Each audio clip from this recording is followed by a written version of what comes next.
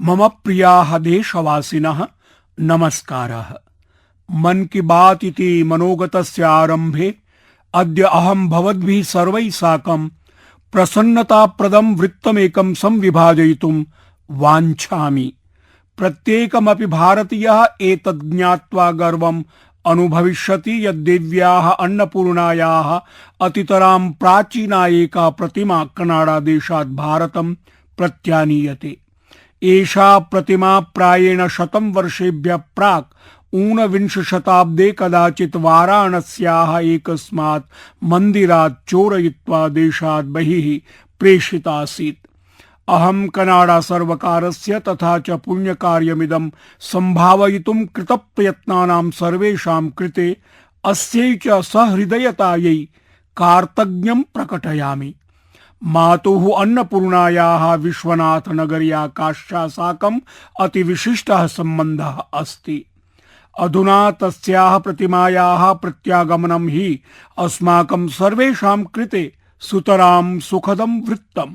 मातुः अन्नपूर्णायाः प्रतिमामिव अस्मदीय रिक्तस्य अनेके अमूल्याः दायाः आन्ताराष्ट्रिय तस्करगणैः चोरिताः। एते गणाः अन्ताराष्ट्रिय विपण्यां चोरितां दायान् बहु उच्चमूल्यैः विक्रीणन्ति। साम्प्रतम् एतान् विरुध्य कठोरतया व्यवह्रियते। मुषितानां वस्तूनां प्रत्यानयनार्थं भारतं स्वीयप्रयासान् अपि वर्धितवत्। एतादृशानां प्रयासानां कारणात् विगतेषु केषुचित् वर्षेषु भारतं बहवीनां प्रतिमानां कलाकृतीनां च प्रत्यानयने सफलम् अवर्तत। मातुः अन्नपूर्णायाः प्रतिमायाः प्रत्यावर्तनेन साकम् अन्यतरः संयोगः अयमपि संयुक्तः यत् केभ्यश्चित् दिनेभ्यः प्रागेव वर्ल्ड हेरिटेज वीक इति विश्वदाय सप्ताहः आमानितः। विश्वदाय सप्ताहः संस्कृति प्रेमिणां कृते पुरातनकालं प्रत्यागन्तुं तस्य इतिहासस्य च महत्वपूर्णान् यामान् अन्वेष्टुं प्रशस्तम् अवसरं प्रददाति। सत्यपि कोरोना कालखण्डे साम्प्रतं वयं नवाचार प्रकारैः दाय सप्ताहम् आयोजयतः जनान् अपश्याम। संकटावसरे संस्कृतिः सुबहु सहायिनी भवति। संकट निवारणे चेयं मुख्यां भूमिकां निर्वहति। टेक्नोलॉजी इति प्रविधि माध्यमेनापि संस्कृतिः भावात्मकं पुनः ऊर्जापूर्णं करोति। सम्प्रति देशे अनेके संग्रहालयाः ग्रन्थागाराश्च नैजं सञ्चयं पूर्णरूपेण डिजिटल इति अंकीयं विधातुं तत्पराः सन्तः कार्याणि कुर्वन्ति। दिल्ल्याम् अस्माकं राष्ट्रिय संग्रहालयः एतत् सम्बद्धं सुतरां प्रशंसनीयं प्रयासम् अकरोत्। राष्ट्रिय संग्रहालयः प्रायेण 10 संख्याकान् वर्चुअल गैलरीज इत्याभासिनः अलिन्दान् प्रवर्तयितुं कार्यनिरतः। अप्यस्ति ननु आनन्ददायकं वृत्तमिदं।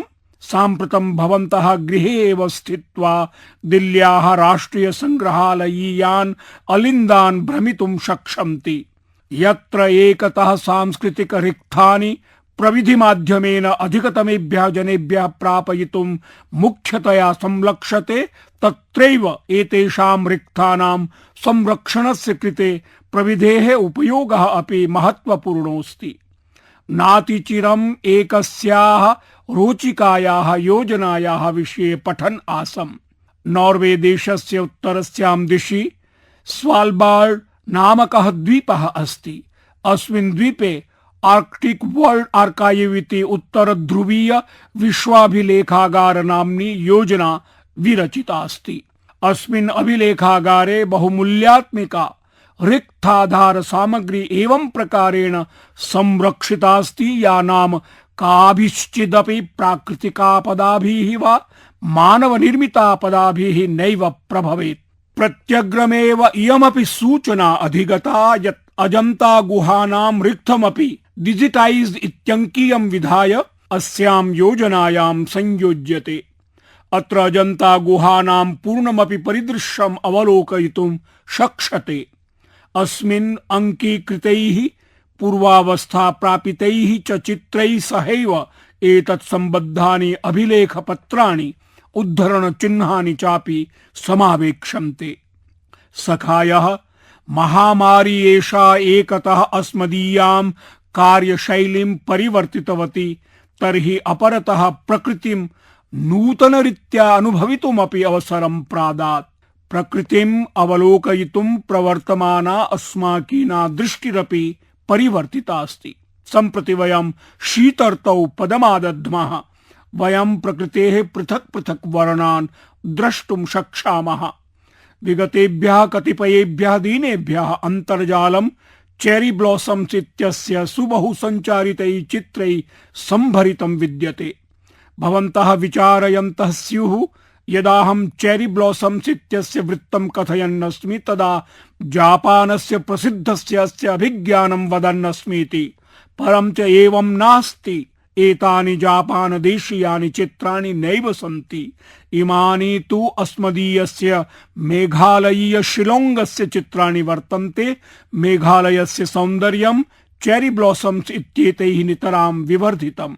सखायः, अस्य मासस्य 12 दिनाङ्कात् आरभ्य डॉक्टर सलीम अली महाभागस्य 25-उत्तरैकशततमः जयन्ती समारोहः आरब्धः। डॉक्टर सलीमेन पक्षी प्रेक्षण कार्येषु उल्लेखनीयोपलब्धयः अधिगता, येन अखिल संसारस्य पक्षी प्रेक्षकाः भारतं प्रति आकर्षिताः जाताः। अहं सर्वदेव पक्षी प्रेक्षणासक्तानां प्रशंसकः अस्मि। ते ह्यसीम धैर्येण नैकहोरापर्यन्तं प्रभातादारभ्य सायं यावत् पक्षी प्रेक्षणे निरताः भवितुमर्हन्ति। प्रकृतेश्च अपूर्व दृश्यानाम् आनन्दम् अनुभवन्ति। ते ह्यस्मिन् प्रसंगे अधिगत ज्ञानम् अस्मभ्यमपि प्रयच्छन्ति। भारते अनेकाः पक्षी प्रेक्षण संस्थाः सक्रियाः सन्ति। भवन्तोऽपि एतस्मिन् विषये औत्सुक्यं प्रदर्शयन्तु। मम व्यस्त जीवनेऽपि विगत दिनेषु गुजरातस्य केवडिया क्षेत्रे पक्षिभिः साकं समययापनस्य अविस्मरणीयः अवसरोऽधिगतः। तैः साकं व्यतीतकालः भवतः प्रकृत्या समायोजयिष्यति, पर्यावरणस्य कृते प्रेरणास्पदं चापि भविष्यति। मम प्रियाः देशवासिनः, भारतीया संस्कृतिः शास्त्राणि च सर्वदेव अखिल संसारे आकर्षण केन्द्राणि अवर्तन्त। नैके जनास्तु तेषाम् अन्वेषणाय भारते समागताः, अत्रैव च कृतवासाः जाताः। अन्ये स्वदेशं प्रत्यावर्त्य अस्य संस्कृतेः संवाहकाः अभवन्। अस्मिन् प्रसंगे मया जोनस मसेति महाभागस्य परिचयः प्राप्तः, यो हि विश्वनाथ इत्यपरनाम्नापि ज्ञायते। जोनसः ब्राजील देशे जनान् वेदान्तं श्रीमद्भगवद्गीतां च पाठयति। असौ विश्वविद्येति नामिकां संस्थामपि चालयति, या हि रियो डी जेनेरो नगरात् होरावधिके अन्तराले पेट्रोपोलिसाख्ये पर्वते स्थिता अस्ति। जोनसः यान्त्रिकाभियान्त्रिकी विषये अध्ययनानन्तरम् अंशविपणौ स्वीय समवाये कार्यरतः आसीत्। यदा तस्यावधानं भारतीयां संस्कृतिं प्रति विशेषतश्च वेदान्तं प्रति आकृष्टम्। विपणितः वेदान्तम् अंशतश्च अध्यात्मं प्रति तस्य सुदीर्घा यात्रा अवर्तत। जोनस महोदयेन 4 वर्षपर्यन्तं कोयम्बटूरस्य आर्षविद्या गुरुकुले वेदान्तम् अधीतम्। असौ हि स्वीय सन्देशं प्रसारयितुं प्रविधेः प्रयोगम् आचरति। तेन नियतरूपेण ऑनलाइन इति सद्यस्क कार्यक्रमायोजनं, पॉडकास्ट इति अन्तर्जालीय प्रसारणं चापि सम्पाद्यते। विगतेषु 7 वर्षेषु जोनस महोदयः स्वीयानां निःशुल्कं मुक्तकक्षाणां माध्यमेन 1,50,000 जनान् वेदान्तम् अध्यापितवान्। जोनसः न केवलम् एतादृक् महत्कार्यं करोति, अपितु एतादृश्यां भाषायां करोति यस्याः अभिज्ञानां संख्या प्रभूता विद्यते। जनेष्वपि तस्य कार्यं प्रति अतिशया रुचिरस्ति। यत् कोरोना पृथक्वासादीनां चास्मिन् कालखण्डे वेदान्तः कथं तेषाम् उद्धारकः भवितुम् अर्हति इति। मनोगतमित्यस्य माध्यमेनाहं जोनस् महोदयस्य तस्य प्रयासानां च कृते वर्धापनं व्याहरामि। युगपदेव तस्य भावि प्रसंगानां कृते स्वीयाः शुभकामनाः प्रेषयामि। सखायः एवमेव अन्यमेकं वृत्तं प्रत्यपि भवताम् अवधानम् आकर्षणीयम् अस्ति। न्यूजीलैंड देशे नवनिर्वाचित सांसदेन डॉक्टर गौरव शर्मणा विश्वस्य प्राचीनतमासु भाषासु अन्यतमया संस्कृत भाषया शपथग्रहणम् आचरितम्। भारतीयत्वेन अस्माकं संस्कृतेः एषः प्रसारः अस्मान् गर्वेण आपूरयति। मनोगतमित्यस्य माध्यमेन अहं गौरव शर्मा महाभागाय शुभकामनाः व्याहरामि। वयं कामयामहे यदसौ हि न्यूजीलैंड वासिनां सेवा प्रसंगेषु नूतनोपलब्धीः अधिगच्छतु इति। मम प्रियाः देशवासिनः, श्वो नवंबरस्य 30तमे अहनि वयं श्री गुरुनानक देवस्य 150-500तमं प्रकाश पर्व मानयिष्यामः। अखिलेपि विश्वे श्री गुरुनानक देवस्य प्रभावः स्पष्टतया अनुभूयते। वैंकूवरतः वेलिंगटनं, सिंगापुरतः साउथ अफ्रीकां च यावत् तस्य संदेशाः सर्वत्र अनुगुञ्जन्ते। गुरुग्रंथ साहिबे कथितमस्ति यत् सेवक को सेवा बन आई, अर्थात सेवकस्य कार्यं सेवायोजनमस्ति। विगतेषु वर्षेषु नैकावसरेषु सेवकरूपेण अस्माभिः सेवा सम्पादनस्य अवसराः अधिगताः। गुरुवर्येण अपि अस्माकं सेवाः सौपचारिकं स्वीकृताः। गुरुनानक देवस्य 50-500तमं प्रकाश पर्व, श्री गुरु गोविंद सिंहस्य 50-300तमं प्रकाश पर्व, एवमेव आगामिनि वर्षे श्री गुरु तेग बहादुरस्य 400तमं प्रकाश पर्व चाप्यस्ति। अहम् अनुभवामि यत् गुरु साहब वर्याणां मयि विशेष कृपा अवर्तत, यत्तैरहं सर्वदेव स्वीयकार्यैः साकल्येन समायोजितोऽस्मि। सखायः, अपि भवन्तः जानन्ति यत् कच्छ क्षेत्रे एकं गुरुद्वारं वर्तते यस्य नाम लखपत गुरुद्वारा साहिब इत्यस्ति। श्री गुरुनानक देवः स्वीये उदासी काले तत्रागतः आसीत्। 1900तमे वर्षे भूकंपेन एतत् गुरुद्वारं क्षतिग्रस्तं जातम्। एषा हि गुरु साहिब कृपा एव आसीत् यदहम् एतस्य जीर्णोद्धारं कर्तुम् अपारयम्। न केवलं जीर्णोद्धारम् अपितु गौरवस्थापनमपि सफलतया सुनिश्चितीकृतं, येन वयं गुरु साहिब पादानां प्रभुताशीर्वादान् अधिगतवन्तः। लखपत गुरुद्वारस्य संरक्षण प्रयासाः 2014तमे यूनेस्को एशिया प्रशांत रिक्त पुरस्कारेषु विशिष्ट प्रशस्त्या सभाजिताः। पुरस्कार प्रदायकेन निर्णायक मंडलेन जीर्णोद्धार प्रसंगे गुरुद्वारस्य शिल्प विधानां सूक्ष्मावधानं सविशेषं प्रशंसितम्। निर्णायक मंडलम् एतदपि अभिज्ञातवत् यत् गुरुद्वारस्य पुनर्निर्माणे सिख समुदायेन न केवलं सक्रिय योगदानम् अपितु मार्गदर्शनमपि उपपादितम्। लखपत गुरुद्वारस्य दर्शन सौभाग्यं मया तदापि अधिगतं यदाहं मुख्यमंत्री अपि नासम्। तत्र गत्वा अहम् असीमोर्जाम् अवाप्तवान्। अस्मिन् गुरुद्वारे गत्वा सर्वेपि आत्मानं धन्यम् अनुभवन्ति। अहं गुरुपादानाम् अतीव कृतज्ञः यत्तैरहं सततं सेवावसरे सभाजितोऽस्मि। विगत नवंबरे करतारपुर साहिब संपर्क मार्गस्य आरम्भः ऐतिहासिकावसरः अवर्तत। एतत् सन्दर्भमहम् आजीवनं स्वीयहृदये सन्धारयिष्यामि।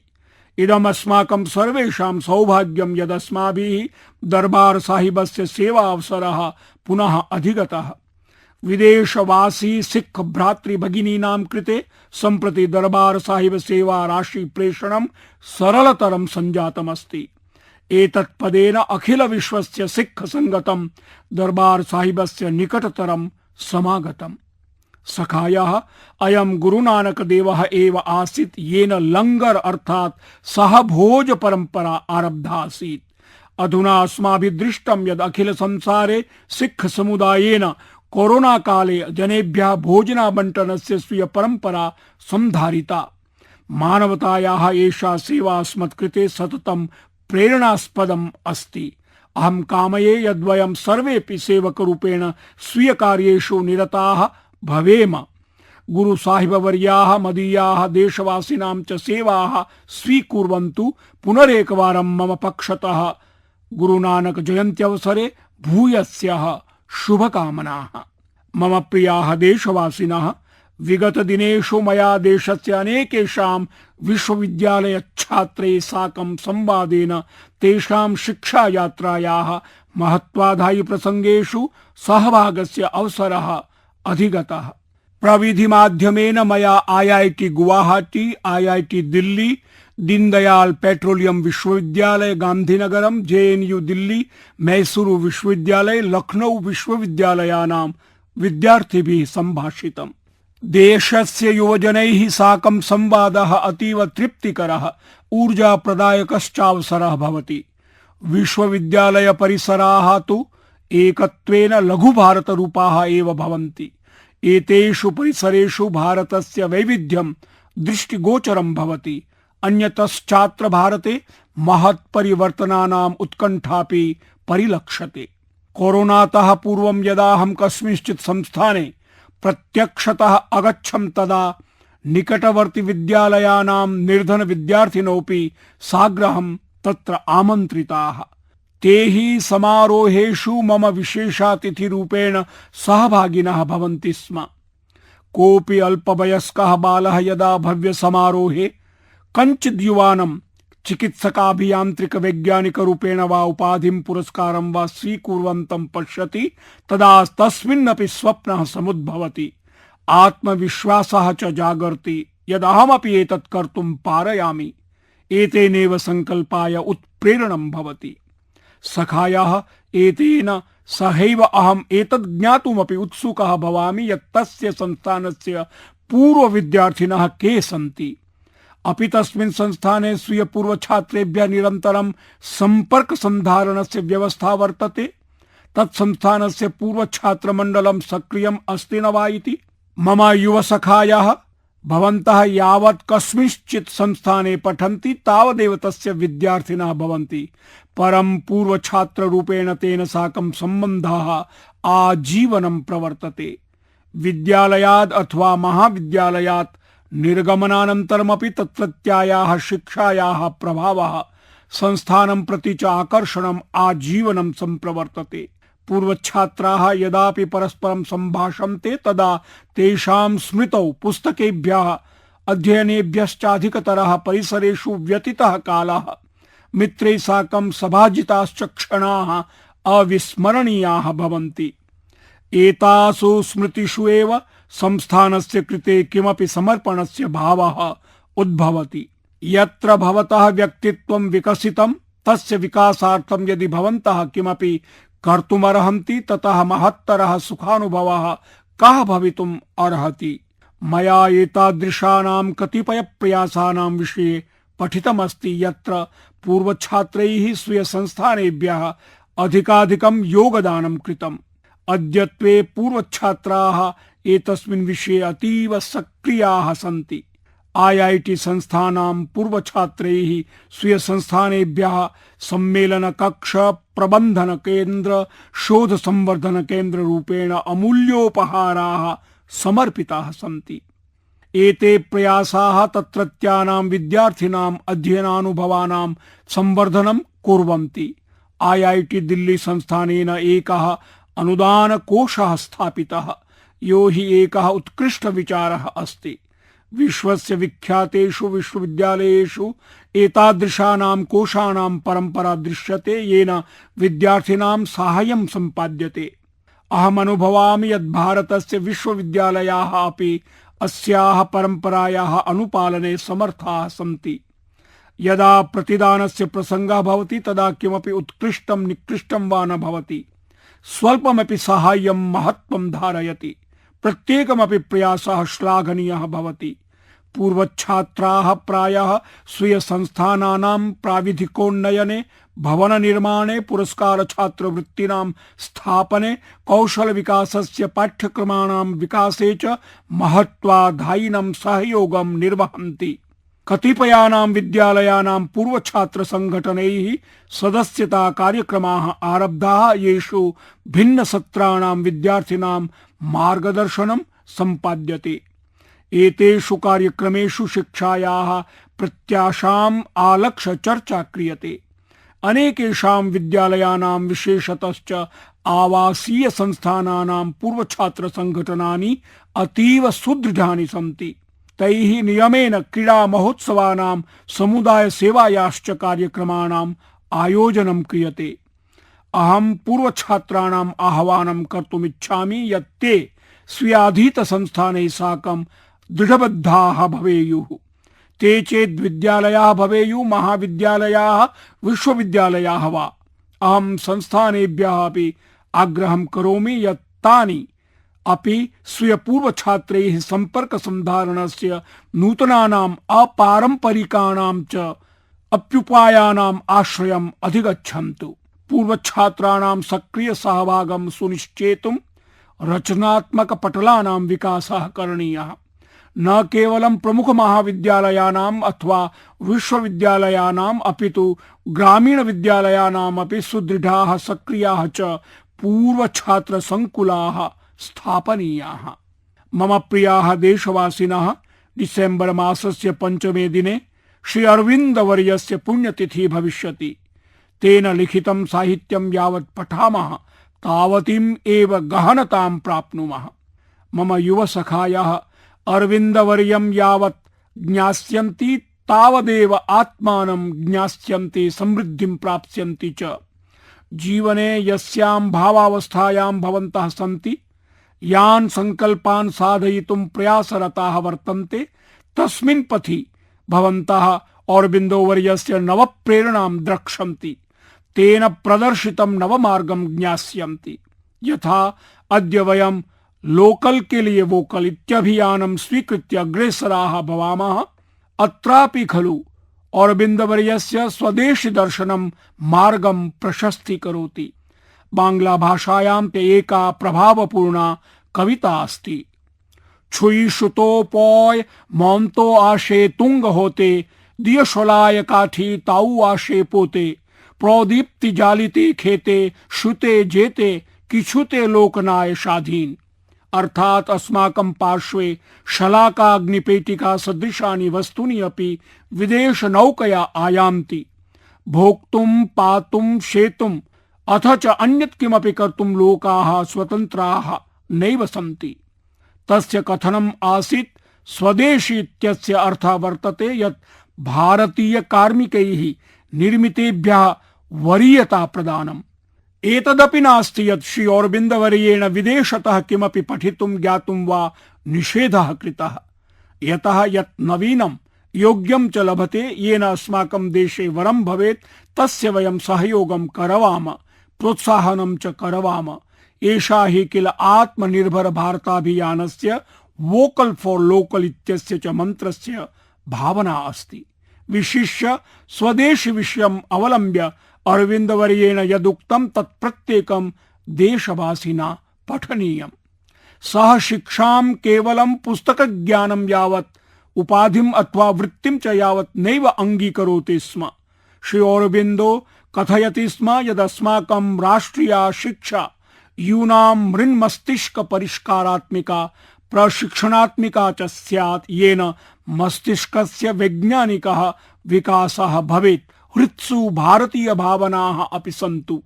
तदा एव युवा देशस्य प्रकृष्टः नागरिकः भवितुम् अर्हति। औरबिन्दो महोदयेन राष्ट्रिय शिक्षा विषयकं यच्चिन्तनं, या च अपेक्षा कृता आसीत्, अद्य देशः तमेव विचारं नूतनया राष्ट्रिय शिक्षा नीत्या परिपूर्णं कर्तुं प्रभवति। मम प्रियाः देशवासिनः, भारते कृषिः तत्सम्बद्धैः वस्तुभिः सह नूतन प्रकल्पाः योज्यमानाः सन्ति। विगतेषु दिनेषु जातैः कृषि परिष्कारैः कृषकेभ्यः नूतन द्वाराणि उद्घाटितानि सन्ति। आबहोः कालात् कृषकाणाम् अपेक्षाः आवश्यकताः च पूरयितुं विभिन्नैः राजनीतिकदलैः आश्वासनानि दत्तानि, तानि पूर्तिं गतानि। गुह्य विमर्शानन्तरं भारतस्य संसदा कृषि सम्बद्ध परिष्काराः विधित्वेन उद्घोषिताः। एतैः परिष्कारैः न केवलं कृषकाणां नैकबन्धनानि समाप्तानि अपितु नूतनाधिकाराः नवावसराः चापि प्राप्ताः। लब्धाधिकारैः अल्पीयसि समये कृषकसमस्यानां निराकरणम् आरब्धम्। महाराष्ट्रस्य धुले जनपदस्य कृषकः जितेन्द्र भोई वर्यः नवविधेः प्रयोगं कथं कृतवान् इति नूनं ज्ञातव्यम् एव। जितेन्द्र भोई इत्यनेन मक्का इति मकायस्य उत्पादनं कृत्वा उचितमूल्यं 32,3 लक्षरूप्यकमितं निश्चितं जातम्। जितेन्द्रवर्यः 25,000 अग्रिमराशिम् अपि प्राप्तवान्। निश्चितम् आसीत् यद् अवशिष्टं धनं 15 दिवसेषु प्रदास्यते, परम् अनन्तरं स्थितिः एवं जाता यद् अवशिष्टं धनं न प्राप्तम्। कृषकाः धान्यं क्रीणन्ति, मासान् यावत् धनं न यच्छन्ति। संभवतः मकाय क्रेतारः वर्षेभ्यः एनामेव परम्पराम् अनुसृयमाणाः आसन्। एवं श्री जितेन्द्राय अपि चतुर्मासं यावत् धनं न प्रदत्तम्। अस्यां स्थितौ सेप्टेम्बर मासे विनिर्मितः विधिः तस्य सहायताम् अकरोत्। अनेन विध्यनुसारं धान्यक्रयणस्य अनन्तरं दिनत्रये एव पूर्णं धनं कृषकाय दातव्यं भवति। यदि धनं न दत्तं तर्हि कृषकः अभियोगं कर्तुं शक्नोति। विधेः इतोपि उत्तमः विषयः एषः आगतः यत् एसडीएम इति उपखण्डाधिकारिणा एकमासाभ्यन्तरम् एव प्रार्थिनः समस्यायाः अभियोगस्य वा समाधानं करणीयं भवति।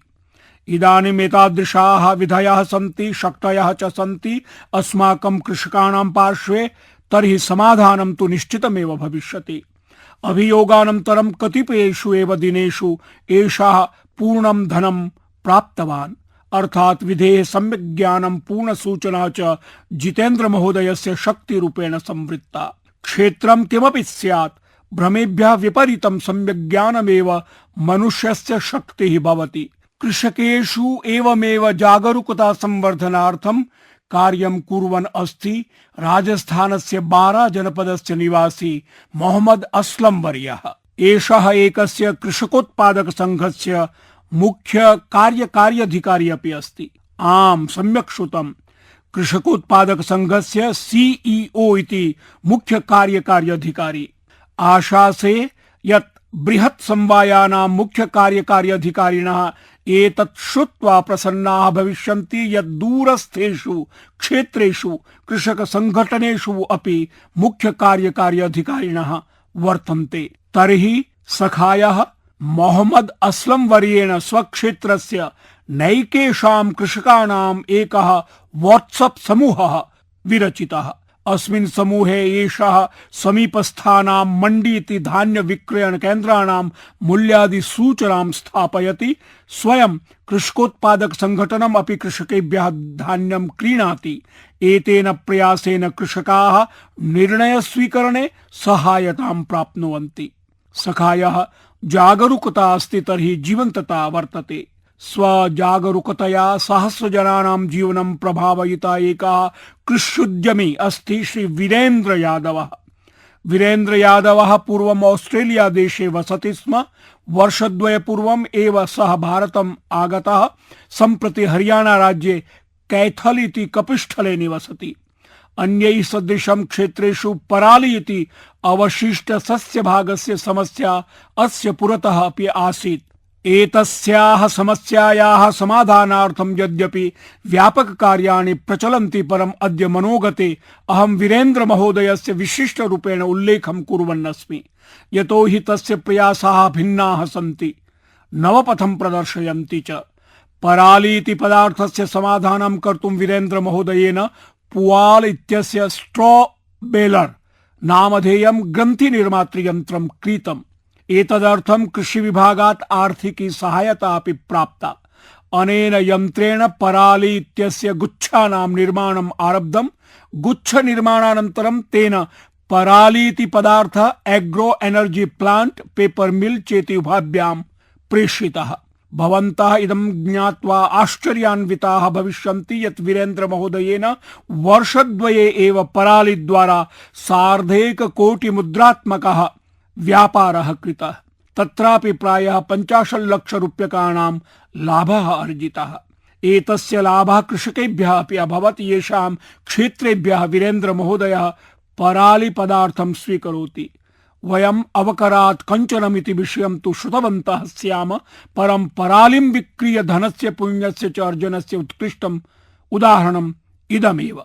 नवयुवानः विशिष्य कृषिविषयस्य अध्येतारः अनतिचिरं जातानां कृषिपरिष्काराणां विषये सर्वान् जागरूकान् कुर्वन्तु। एवं कृत्वा भवन्तः देशे जायमानेषु विविध परिणामेषु सहभागितां निर्वक्ष्यन्ति।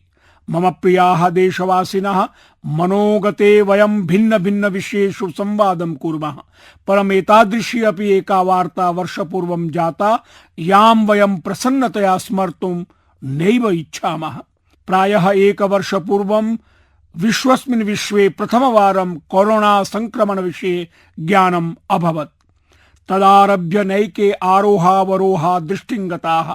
जनसञ्चरणरोधकालात् बहिः सम्प्रति वैक्सीन इति औषधविषयिणी चर्चा आरब्धा, परं कोरोनाम् अधिकृत्य अनवधानम् अद्यापि घातकम् अस्ति। अस्माभिः कोरोना विरुद्धं युद्धं तु सजवं प्रवर्तनीयम् एव। सखायः केषाञ्चित् दिनानाम् अनन्तरमेव डिसेम्बर मासे 6 दिने बाबा साहेब अम्बेडकरस्य पुण्यतिथिरपि वर्तते। अस्मिन् दिने बाबा साहेब वर्याय श्रद्धाञ्जलि प्रदानेन साकमेव संविधानानुसारं नागरिकत्वेन देशं प्रति स्वीय संकल्पान् निजकर्तव्यानि च निर्वाहयितुं यत् शिक्षणम् अस्मभ्यं प्रदत्तं तस्य पुनरावृत्तेः अपि अयं शुभावसरः अस्ति। देशस्य बृहत्तमेषु भागेषु शीतर्तोः प्रभावः अपि विवर्धते। अनेकेषु स्थानेषु हिमपातः एधते। अस्मिन् ऋतौ कुटुम्बस्य बालानां, वरिष्ठानां, रुग्णानां च सदस्यानां कृते अस्माभिः विशेषावधानं सन्धारणीयम्। स्वयमपि अवधानता व्यवहरणीया। अहं प्रसीदामि यदाहं पश्यामि यत् जनाः स्वीय परिपार्श्ववर्तिनाम् अपेक्षावतां च विषयेपि चिन्तां कुर्वन्ति। ऊर्णावस्त्राणि दत्त्वा तेषां साहाय्यम् आचरन्ति। निस्सहायानां पशूनां कृतेपि शीतर्तुः अतितरां काठिन्यम् आपादयति। तेषां साहाय्यार्थमपि अनेके जनाः प्रयतन्ते। अस्मदीया युवसन्ततिः एतादृक्कार्येषु सोत्साहं सुबहु च सक्रिया भवति। सखायः, आगामिनि क्रमे यदा वयं मनोगतं कार्यक्रमे मिलिष्यामः तदा 2020 इति वर्षं समाप्तप्रायं भविता। नवीनाभिः आशाभिः अभिनवेन च विश्वासेन साकं वयम् अग्रे सरिष्यामः। अधुना येऽपि परामर्शाः भवेयुः, विचाराः वा सन्तु, नूनं तान् मया साकं संविभाजयन्तः स्युः। भवद्भ्यः सर्वेभ्यः भूयस्याः शुभकामनाः। भवन्तः सर्वे स्वस्थाः सन्तु, देशस्य च कृते सक्रियाः भवन्तु। अनेकशः धन्यवादाः।